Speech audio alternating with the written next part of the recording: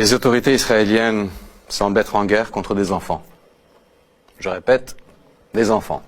Certains ont 12 ans, d'autres 15, 16 ou 17 ans. À bien des égards, à 15, 16 ou 17 ans, on est encore un enfant.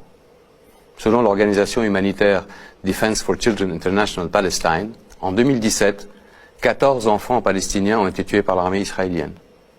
Près de 300 croupissent en prison et 11 d'entre eux sont à l'isolement.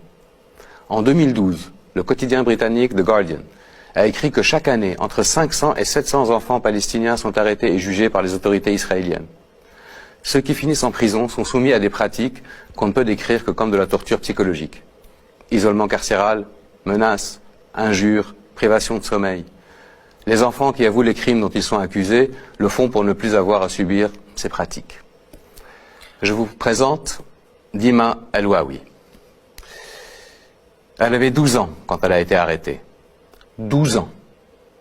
Regardez son visage. Le jour de sa libération, il y a près de 2 ans. Regardez ses yeux. Aucun enfant au monde ne devrait avoir ce regard. Malheureusement, la violence contre les enfants palestiniens ne s'arrête pas au traitement qu'ils subissent en prison. Le 9 février dernier, le quotidien israélien de gauche Haaretz a publié sous la plume du journaliste Gideon Levy, qui est une référence dans la presse israélienne, une histoire hallucinante. Je cite.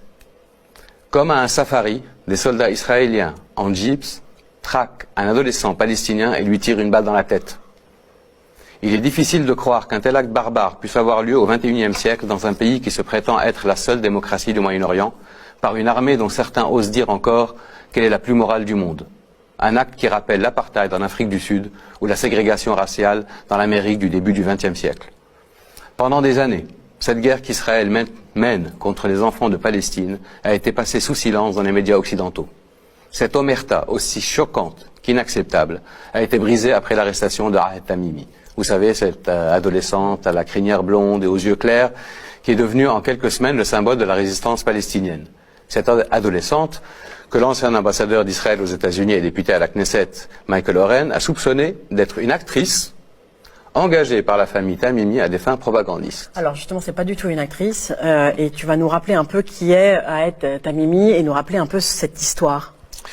Le 15 décembre 2017, à Nabi Saleh, près de Ramallah, en Cisjordanie occupée, Mohamed Tamimi, un enfant palestinien de 15 ans, a reçu en plein visage une balle en caoutchouc tirée à bout portant par l'armée israélienne. Il a été défiguré.